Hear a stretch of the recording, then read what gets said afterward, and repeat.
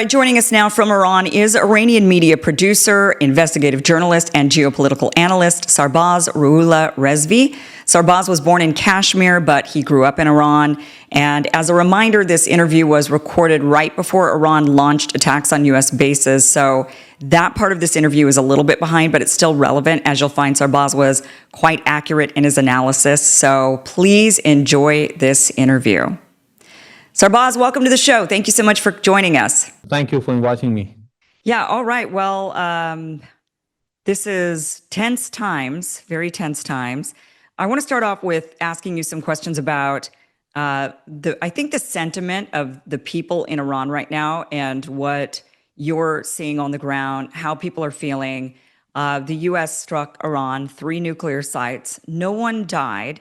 And there's questions about whether or not there was really that much damage done to the sites. It looks like perhaps Iran moved a lot of the materials away from these sites. That's the story we're getting here in the United States. There hasn't been a response against the United States. There've been, since that attack, there's been a response towards Israel. What are the people of Iran feeling? Are the people feeling like they want to see a harder, more aggressive response? Are they wanting to see less of a response? I mean, what is the sentiment on the ground? Yeah, when we are amid war situation, no one can say that what exactly all the people are saying, what your stand is. Everyone is taking a sample around himself or from the internet or social media, which is limited in these days. So I may not be able exactly to say what the Iranian people are saying, but I can give you some, images of how I think Iranian people are thinking. First of all, if you ask me what is the first sentiment of the Iranian people, I shall say anger. Iranian people are angry.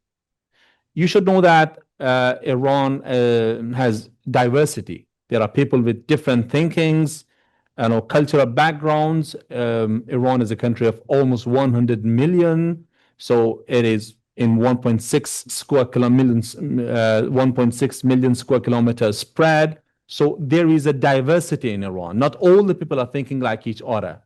And you should be aware about the dynamics inside Iran, and there have been always dynamics inside Iran.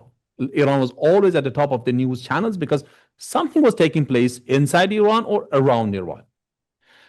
But when the war started, it started exactly amid the negotiations.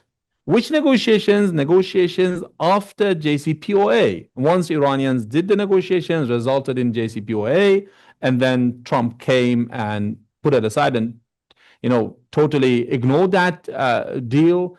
Then Trump came forward and said, let's start it from the very beginning, and I will start a negotiation with you. And Iranians accepted, not direct talks, but indirect talks. But at the end, a sort of negotiation was going on between Iran and United States of America. So amid this negotiation, suddenly Iranian people woke up 11 days ago, and suddenly they saw top high-ranking Iranian authorities and officials are gone within few hours. And Tehran was like 45 years back at the very beginning of revolution, blasts everywhere. One blast in this street, another blast in that street. The most of the attacks of the initial days of this aggression were not air raids. They were terrorist attacks from inside, bombings. So it's a situation of chaos Iranian people faced. So they got angry. What has taken place? Did we attack America? Did we attack Israel? And let's not forget, the last time when there was a clash between Israelis and the Iranians retaliated, Operation True Promise 2. Israelis attacked on Iran. They killed at least 6 Iranian military personnel in that attack. And Iranians did not retaliate. The Operation True Promise 3 was postponed because of taking consideration the general economic situation, sanctions, social aspects of the society. So Iranian authorities decided not to retaliate that time. Let's not forget that. I mean, if you take it from that perspective, it was the turn of Iran to attack Israel. But again, Israel attacked us. You see? So this made Iranian people angry.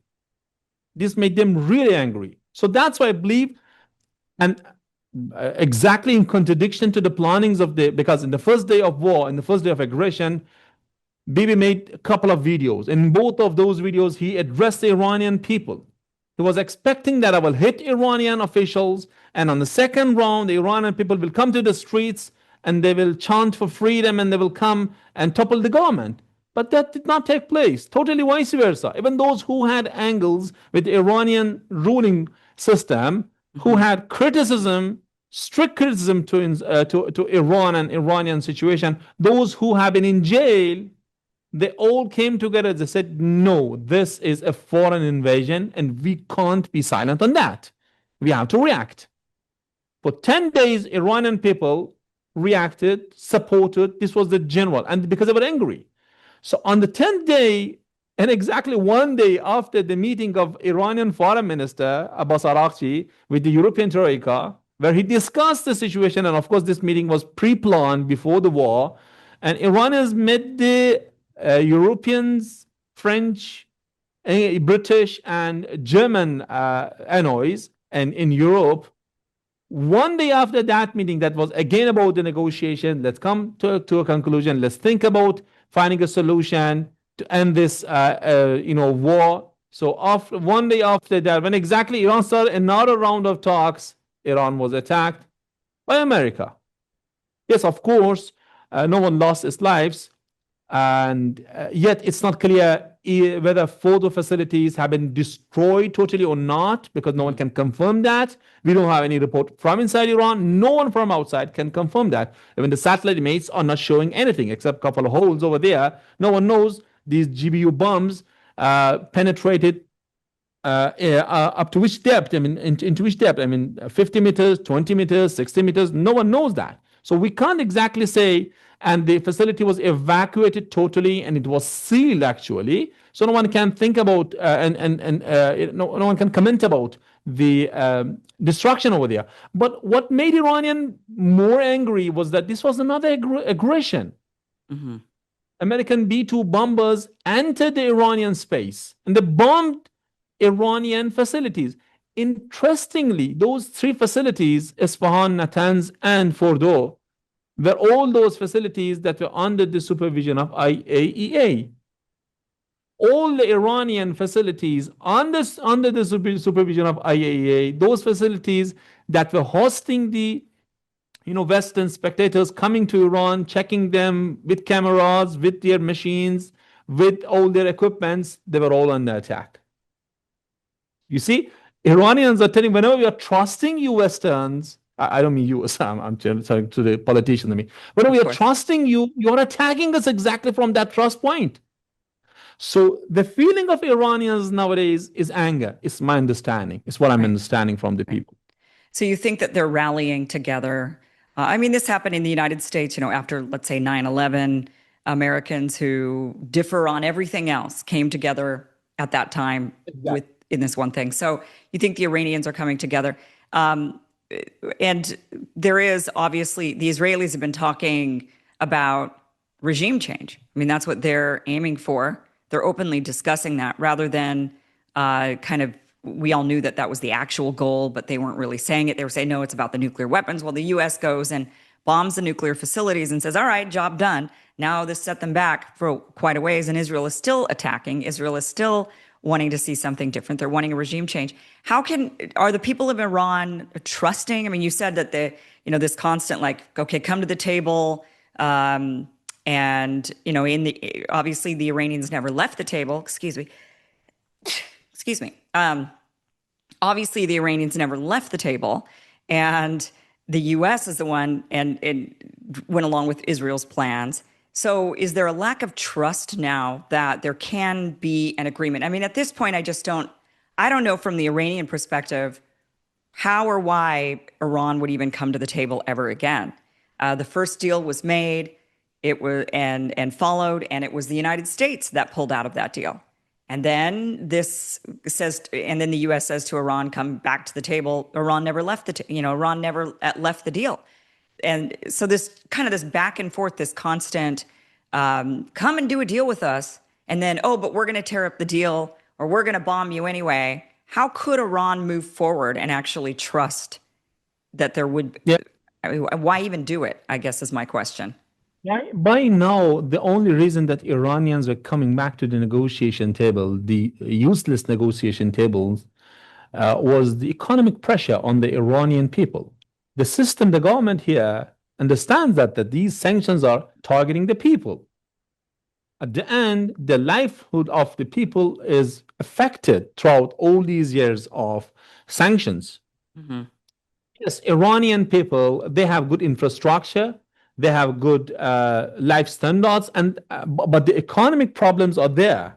Generally speaking, you can't compare Iran with so many other countries because at the end, Iran was an oil-producing oil-producing country. Mm-hmm. So that's how Iran was affected because of the sanctions.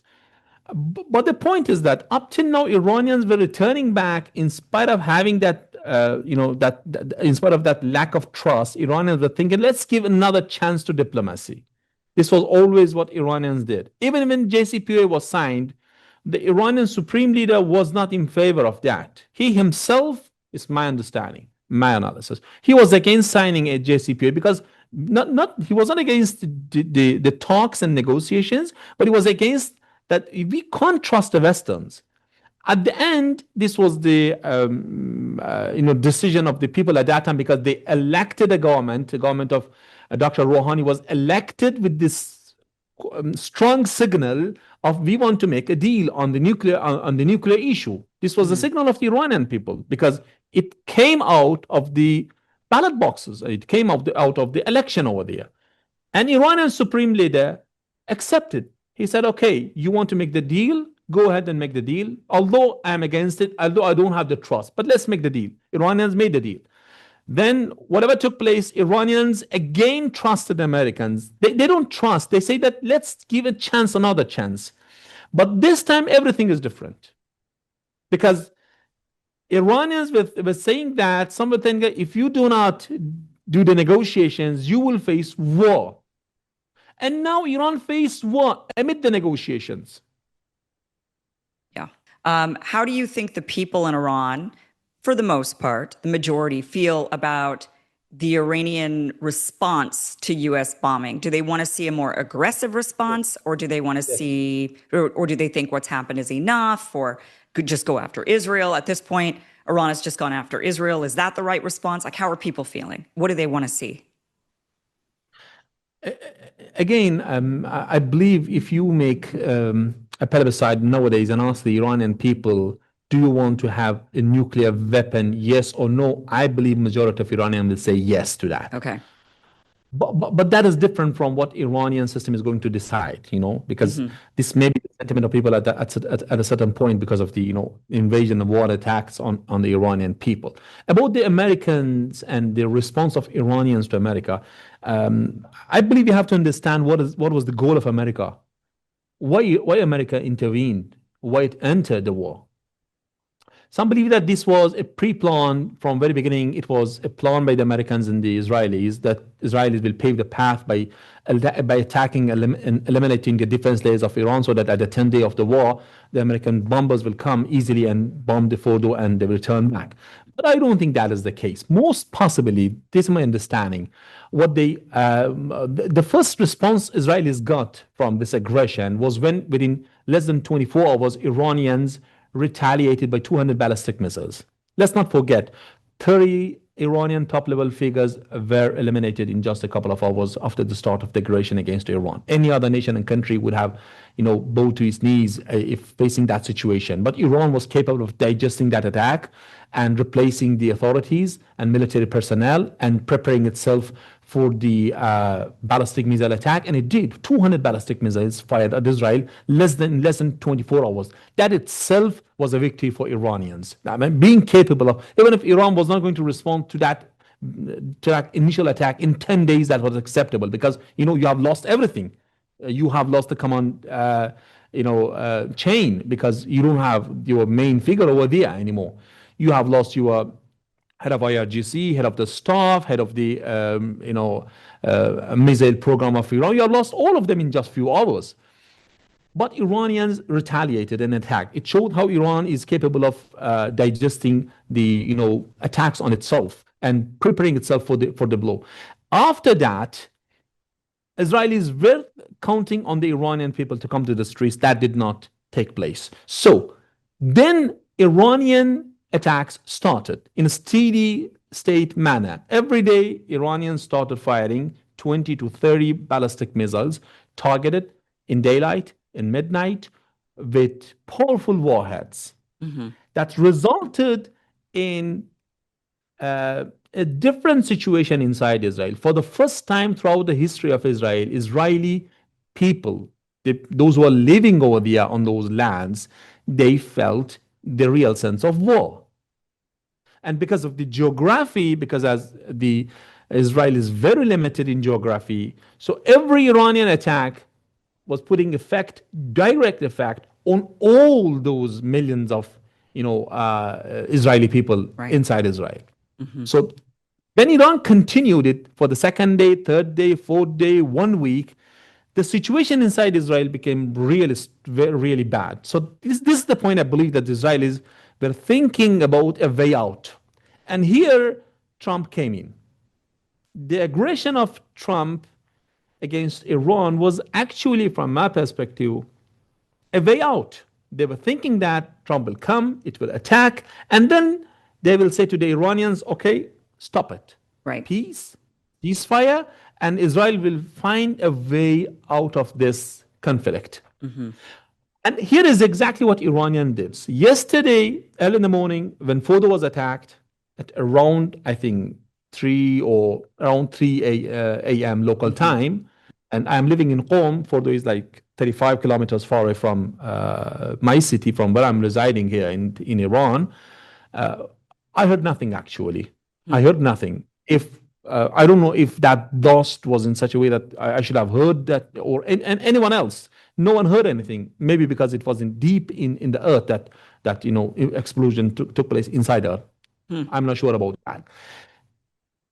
When America attacked Iran, Iranians within few hours, around 7 a.m., started another round of their daily missile attacks on Israel again. What does it mean? Trump attacked Iran. Trump said in his video message, let's make a deal, let's make peace now. Netanyahu made a speech same night, said that power is bringing peace. Okay? Netanyahu said power is bringing peace. And Trump said, let's make peace. So actually, they were trying to impose a peace on Iranians. And this, interestingly, the same concept that Iranian supreme leader 10 days back in his second video message mentioned. He said that Iranian people are facing an imposed war and they will resist this imposed war. And Iranian people will also resist against any imposed peace. So Ayatollah Khamenei was actually predicting what's going to be, what is the scenario? The scenario is like they will come, they will hit, and they will try to find a way out and force Iranians to accept the peace. Okay, we targeted you. You also made some, you hurt us also. You attacked some of our infrastructures, and you also killed some of our people, and that's enough. Stop it. And what is it? They will make the peace. They will make the ceasefire. And after a while, Israelis will attack again Iran, another raid attack. Yeah. This is exactly what took place in Lebanon. We have the case of Lebanon in front of us. They signed the ceasefire, and after the ceasefire, tens of thousands of attacks has been registered. No one is saying anything. This is what they did to the Syria also, although there was no peace agreement, but the Syrian regime came totally, fulfilling all the desires of the Israelis. In spite of that, every day one part of Syria is currently also is being attacked by Israelis because these are the possible threats in a possible future. So if Iran is going to accept that imposed peace, it means every other time, after 1 week, after 10 days, here and there, is going to be under attack. Yeah. Okay? That's why Iranians actually, by firing the missiles in Israel, said a big no to the imposed peace by Trump on Iran in the same day.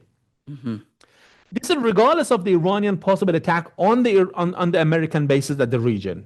What Iranians said that we are not going to surrender in front of an imposed peace. You attacked us, we are going to retaliate, And this is what Iranians have said. The retaliation should be in such a way and manner that Israel will not commit this again. No, Iran needs a deterrence. That's the point. That's the point. Yes, Iran lost its air defense, not fully, but a part of its air defense is now lost because they attacked. That's the reality on ground. But on the other side, so they say that Iranian air is not safe now. Yes, that is the case. But Israeli air is not not safe as well. The Israeli defense are also incapable of stopping the Iranian ballistic missiles. Yeah. A part of the ballistic missiles Iran fired on Israel were outdated ballistic missiles. They were ballistic missiles with the technology of 15 years back, but they were capable of infiltrating and hitting the targets. At the very beginning of the war, in the first week of the war, the penetration rate, based on the reports of the Israelis, were around 15%. Now the penetration rate, again based on the Israeli statistics, is more than 30%. It means out of every 10 missiles fired on Israel, more than 3 missiles are hitting their targets. And that's dead enough. Each Iranian missile. And yesterday, when Iranians retaliated, they used for the first time the heaviest Iranian missile, the Khorramshahr ballistic missiles, which have a warhead of around 1,500 kilograms. You can imagine the blast of a 1,500 kilograms, what would be the possible effect? And the targets were very dedicated. Of course, there's a problem in Israel that all the military and defense and offense infrastructures are based amid the residential areas. So naturally, when there is a warhead and blasting, is putting effect on the residential areas as well. And that's because they have made it like that. I mean, they are firing the missiles, they are putting their intelligence service, cyber cells, all their offensive and defensive layers amid the residential areas. And that's why they are facing that huge damage as well. So Iran said no to impose peace. And today Iran continued. The longest duration of the Iranian barrage of Iranian missiles took place today. When Iran attacked around 10 a.m. local time, Israel today, it took more than 45 minutes of non-stop sirens in Israel. That was quite deadly. And out of 20 missiles, more than 6-7 missiles hit their targets in different parts, in South Tel Aviv, in Asqalan, in Ashdod, even in some illegal settlements in West Bank. They were all the targets. So Iran is, it seems to me that what Iran is now planning to do is that it will concentrate on hitting the Israelis and concentrate on that. But based on the statement of the Major General Mousavi, who is the head of the staffs of Iranian armed forces, he made a statement today, just today, a few hours back. He made a statement and he very clearly mentioned that we are going to retaliate the Americans. But if you ask me what is that retaliation, I shall say that maybe something because no one lost his life in the American aggression, and also there were facilities being under attack, and even the Iranian nuclear program is not affected that much by this attack of the Americans. I believe Iran may attack one of the American bases at this region to impose an equation that next time, because if Iran keeps on hitting Israel, and Israel is going to be in a more difficult condition, there is a possibility of another intervention of the Americans. Yeah. So to stop that, to prevent that, Iran may tonight or tomorrow, I don't know exactly, but may Iran attack the American bases at this region. And there are so many bases. We have Dhafra base in UAE, we have Al Udaid base in Qatar, we have the American ground force base in CENTCOM's main ground force center in Kuwait, and other bases at this region. I'm not sure, but it's my analysis that maybe Iran tries to impose a sort of equation on the Americans as well in this situation. Okay. So, and that seems to make sense. How would the Iranian people feel about a war with the United States? I'm not sure if that's, no one knows what's going to be the reaction of the Americans if they are being attacked, because Trump said if you respond, there will be devastating reactions from the American forces. Yeah. But if that is going to be the scenario. Um, of course, Iranian people will affect, but what I'm getting from the people, from some of the interviews, from those my friends in the streets or talking to the people are now they are not differentiating between America and Israel. They Mm. believe that they both are amid this aggression from the very beginning. They were at this in this amid this aggression, and people want to retaliate. Specifically, Iranian people hate Trump. You know, very specifically, they hate Trump because Trump is the one who ordered the assassination of the Iranian beloved general, Major General Qasem Soleimani years back. So this hatred is in the heart of the Iranian people towards specifically Donald Trump, and the attitude of Trump, how he's ignoring other nations, the supremacy that is people are feeling from his language. This quite irritating Iranian people, and you should know that Iranians are those who have a civilization of 5,000 years, and they have their own culture. Thousands of years before entering Islam to this region, Iranians were Iranians, Iranians were Iranians throughout the history. So this nation is not going to surrender. I mean, they can't surrender. They can't accept that way of humiliation. Trump, in his words, and he has humiliated the Iranian nation before. At least once he humiliated the whole Iranian nation. That triggered the Iranian sentiments too much. And now that humiliation is with the aggression on ground aggression that continued with ignoring JCPOA, that continued with attacking Iran amid the negotiations. So Iranians want that retaliation from the Americans. That's what they want. But no one knows what's going to be the possible next scenarios of war. Mm-hmm. If America is going to be involved in another round of attacks against Iranians, then Iranians may think about other options that they have on their table. Strait of Hormuz, NPT, or other bases of Americans at the region. I'm sure that Iranians will not, it's my analysis, I'm sure, not by data, but by my analysis, I'm sure that Iranians will not try to kill any American personnel at this region, because no one lost its life in Iran. They will try to hit some of the infrastructures and the bases of America at this region. Sure. To show that if you attacked us, we are not going to be silent. Right. And Iranian people are angry. That, as I said to you, they're really angry. They don't really differentiate between Trump and Netanyahu. Well, Israel has been talking about regime change. Let's say Israel is able to assassinate your leader. What would happen? There's a lot of chatter right now about the plan for what would happen the day after they're able to take out your current leadership. So they've got Reza Pahlavi, right? He's the grandson. They're wanting to put him back in, or right? They're wanting to put in the current. I believe he's the grandson, right? The crown prince of Iran.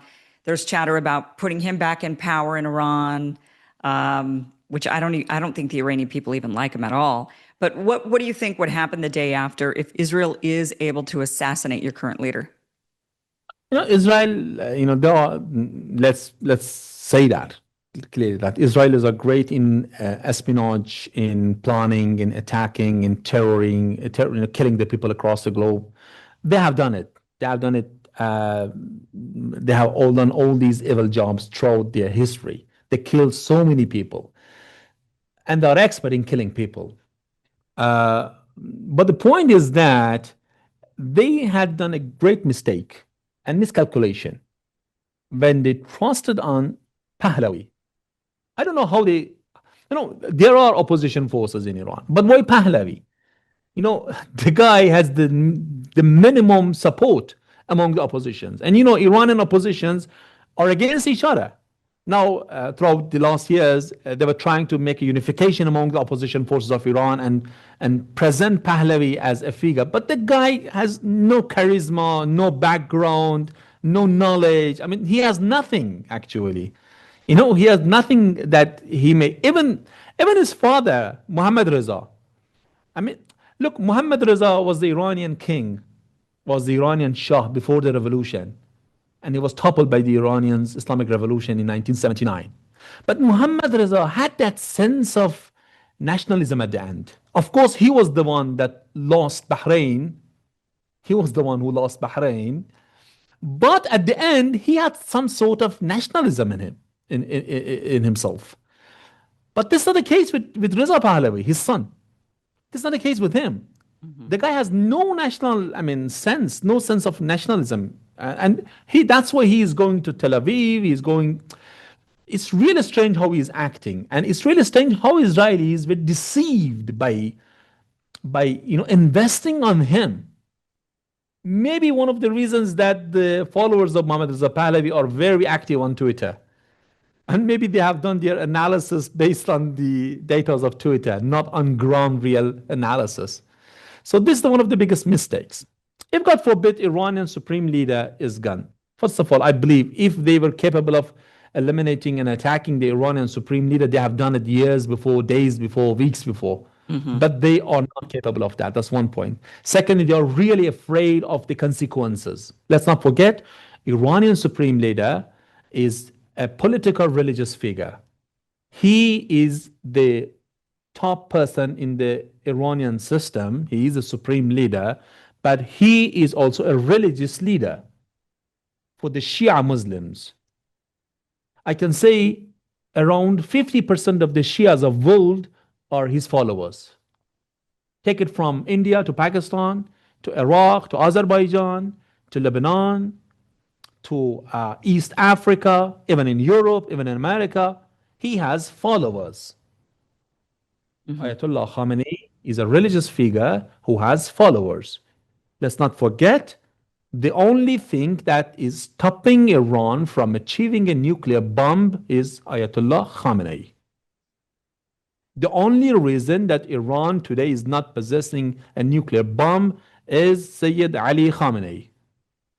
Any other country in the condition of Iran that is a country capable of making a bomb and under attack by two nuclear powers, one regional, another global, would have gone for bomb with no, waste of time. But Iranians are not doing that. It's not NPT, it's not Israel, it's not America that's stopping Iranians from having a bomb. It is one religious stand of a religious leader. Because he believes this is not allowed, he's stopping it. Nuclear bomb technology is not high tech. 1942, it was developed for the first time when there was no calculation by computers. People were doing, the scientists at the time, they were doing the calculation with the pencils and copies, It's quite easy for Iranians to make a bomb. Frankly speaking, Iranians could have achieved bomb years before. So you're saying any other leader that comes in would make a bomb, would say, all right, now is the time. And he's the only reason why he's not doing it is because he's religiously, morally, ethically against it. But anybody else coming in would say it's time to make the bombs. Maybe. No one knows. Because, the supreme leader of Iran, based on the Iranian constitution, should be a religious jurist. He should be a jurist, technically speaking. He should be capable of giving a verdict, a religious order, based on the religious sources. Okay? This is something related to the Iranian system. Okay? Iran considers itself to be an Islamic system, and the constitution of Iran is that. So the characteristics for the leader, for the supreme leader, one of the characteristics, there are several characteristics for him. One of them is to be a jurist. So he should be capable of issuing a fatwa or verdict or a religious order based on Quran and the sources of Islam. Okay? So this is his idea that having a nuclear bomb and developing a nuclear bomb is haram, is forbidden, is illegal, ethically, morally, and based on his philosophical understanding of religion. And that's the main reason. No. If they were capable of, if they are going to eliminate or attack him, this means this means a provocation of millions or tens of millions or even hundreds of millions of Muslims across the globe. Because this will be the first time in modern era that a top level religious figure at this level is going to be assassinated. We don't have that case. We do not have that case. Yes, we had one case during the time of Saddam Hussein in Iraq when Saddam Hussein martyred and killed Muhammad Baqir Sadr. Muhammad Baqir Sadr was a top level Iraqi Shia religious figure who was assassinated and tortured to death by Saddam Hussein during, if I'm not wrong, 1979, 1980 at that time. He was the only case, if I want to mention. But it is impossible for the Shia Muslims of world to remain silent on that. So, of course, Americans and Israelis are taking those reactions in their consideration. But I still say, even if he is going to be eliminated, God forbid, then Iran has a system. No one knows that what will take place, but there is a system of substitution. Another person will be appointed by a council, which is the council of the expertise, that they have the duty based on the Iranian constitution to choose the next supreme leader in case the supreme leader is passing away or being killed or becoming ill or becoming old that he is not capable of fulfilling his duties. So that is the scenario. And the question is that the successor, the next person who will come, is he also committed to the fatwa, to this verdict, to this religious order that atom bomb is haram, is illegal or not? No one knows. No one knows that maybe the next person who may come will have another idea. Because currently there are some jurists in Iran and in other parts of the world that they believe that no, why not? If your enemy has an atom bomb, why not you are going to possess an atom bomb? You should also possess an atom bomb. They have their own reasonings for that, their own philosophical backgrounds, and to prove this idea. But currently speaking, Ayatollah Khamenei is not that person. He is against nuclear bomb. This my understanding. Because when I'm thinking that why Iran is not going towards bomb, this my big question. This is my own question. Why Iran is not achieving a bomb? Why Iran has been under attack? Its facilities have been under attack. The same very facilities under the supervision of IAEA are now under attack. There is only one answer, one logical answer to that. This is the Ayatollah Khamenei himself who is standing firm and saying, no, we do not want a nuclear bomb. Even if it's going to be even it's resulting in attacks against Iran. I don't think he's going to change his view. So that is a possible scenario. Is that scenario dangerous for Iranian system? Yes, of course. Why not? Because this transition may have some problems. But Iran is a system. Let's not forget. It is a system. 45 years, it's working. It has its own structure, system. It has people loyal to it who are ready to sacrifice their lives based on their ideology. It has people who are supporting it based on the nationalism. There are a sort of people who are not religious, but they are national. Yeah. They are the same people nowadays supporting Iran. They say that we are not with that version of Islam. We are not that committed Muslims. We don't care about the lifestyle of a Muslim. We want, even in our lifestyle, we may be westernized, but we support the country. And we believe that this system, this regime, this country, this governing system is actually a barrier in front of the whole collapse of Iran. Iranians are now understanding that the ultimate goal for Israel and America is not to do a regime change. It's not a matter of regime change. It's a matter of Iran. Regime is not under threat. Iran is under threat from their perspective. And that's I believe in that. And the problem is that Iran is a big country geographically. Whoever rules upon Iran being a big country, a country of 1.6 million square kilometer, is a threat to Israel. Yeah. Why not to make 5 countries out of Iran? One Kurdistan, one Azerbaijan, one Sistan, one Baluchistan, one Ahwaz. Let's make it separate. Why not? This is the plan of Israel in Syria, clearly speaking. They want to make the Alawite area separate. They want to make the Kurdish area separate and make a corridor of connection of the Druze in south to the Kurds in east. This is what Israel is planning for Syria. This is what Israel is planning for Lebanon, make Lebanon into smaller cantons.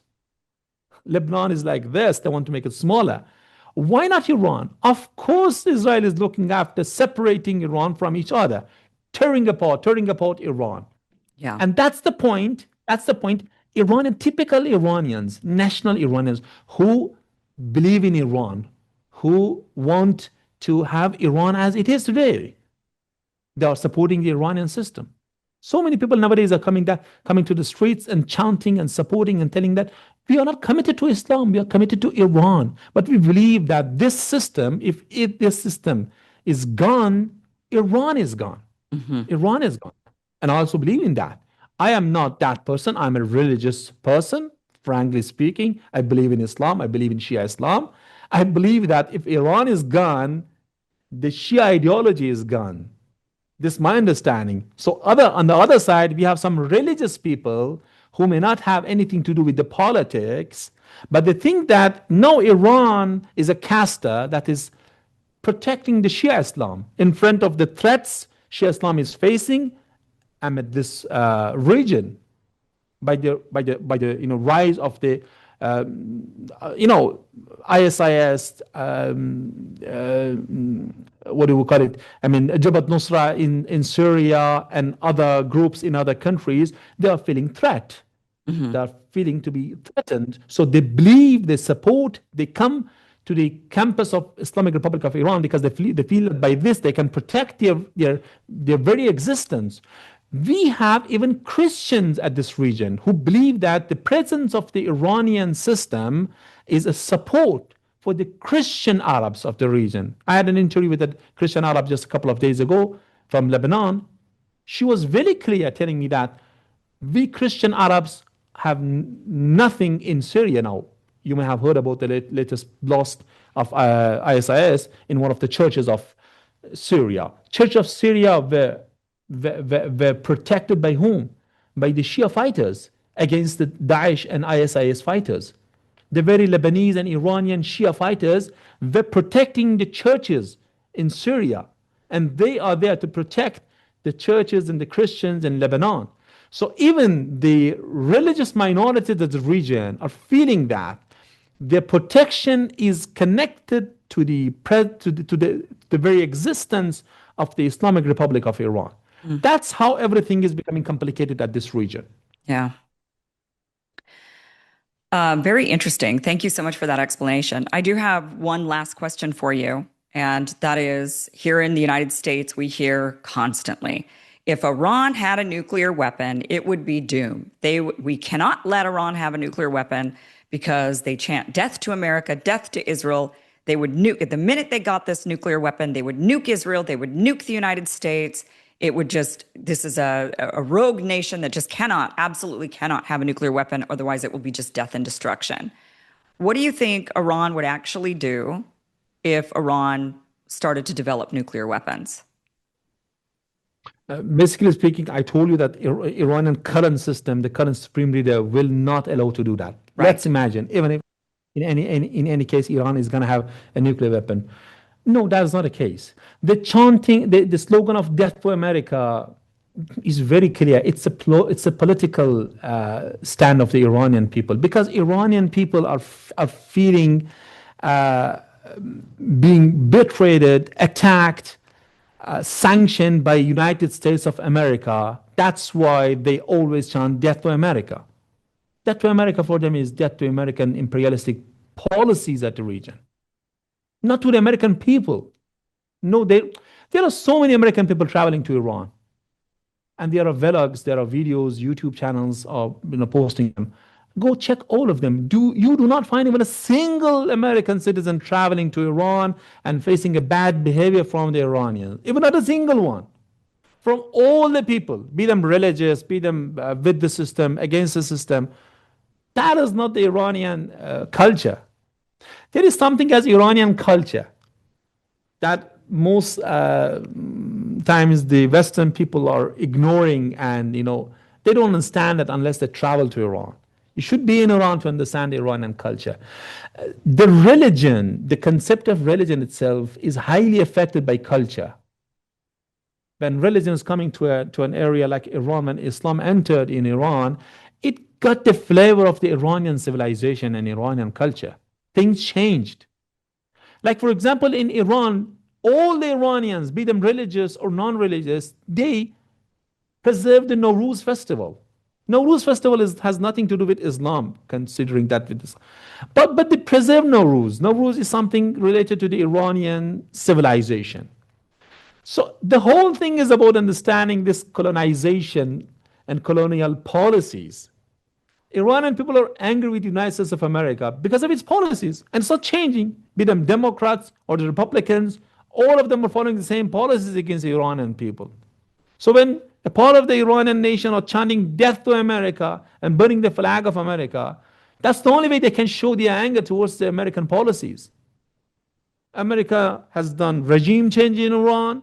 America has sanctioned Iran. America has helped the Iranian enemies, be it Saddam Hussein or be it Israel. And America has attacked Iran. America has killed Iranian generals. That's anger. That's the anger they have. It's not a case that if they're going to have a nuclear bomb, they're going to blast the bomb. That's the misunderstanding that media is making against Iranian people, that Iran is Daesh. Because it's political Islam, so it is Daesh. Because it is political Islam, it is. That's why I'm telling. I told you, and I believe that's the most important part of my interview with you. That, believe me, the only thing that is preventing Iran from possessing a nuclear bomb is a religious person with a religious idea about having or not having a bomb. Nothing else. Mm-hmm. I believe within a couple of weeks or less than that, Iran is capable of developing a bomb. But this is Sayyid Ali Khamenei, known as Ayatollah Khamenei, who is a poet, whose hobby is reading novels, who has read all the great novels of the history, who has spent huge of his time in studies of mysticism and Irfan, and he is also a jurist. This personality is now ruling upon Iran. I mean, he's totally different from you. This is what comes to the mind of the Western people, that Iranian supreme leader, because he is a political leader, he is always thinking about killing the non-Muslims and beheading the American people. That's totally vice versa. That's one of the biggest, problems we are facing when it comes to the matter of media. This person, as a poet, and go and read his poetry. I mean, you have to read the poetry of Ayatollah Khamenei. He's an expert in Persian literature.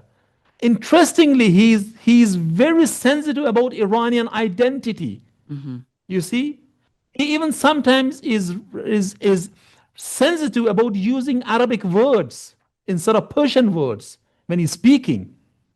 No one knows these things. He is expert in novels. It's really strange that this person is being labeled as a terrorist who wants to take a bomb and fire this bomb in America and kill the American people and kill even the Israelis. The Ayatollah Khamenei's solution for Palestinian cause is very clear. Make a plebiscite in Palestine with all the indigenous people of Palestine and ask them, what do you want? You want a Jewish rule upon you? You want a Muslim rule? You want a democratic system ruling upon you? That's his solution, very clearly. Very clearly. He never says that we have to kill all the Jews. He never said like that. Unfortunately, this is how media is portraying Iranian supreme leader, Iranian system. Again and again, if one thing is stopping Iran from having a nuclear bomb, that is not United States of America, that is not Israel, that is not B-2, that is not GBU bombs. That is the idea of a religious person who is ruling upon Iran currently. He's the supreme leader of Iran. Shahbaz, thank you so much for this conversation and giving us a bit of an insight into the minds of Iranian people. And it's really nice to talk to a fellow independent journalist who's on the ground looking at things and talking to people and making assessments. And so it's really wonderful to talk to you, and it's really great to get your perspective into just hear from the Iranian side what just the opinion on all of this. So thank you so much for this interview. Where can people follow you? And I'm on Twitter. you're I'm on on Twitter. Twitter. You're on. Okay. All right. Well, we do have that. We actually do have that link already down below. So we're already following you on Twitter there, and just really, really appreciate your time. Thank you so much. Thank you. Hey guys, thank you for watching this clip from the full Kim Iversen Show, which you could check out Monday through Friday, 5 p.m. Eastern at KimIversonShow.com. See you there.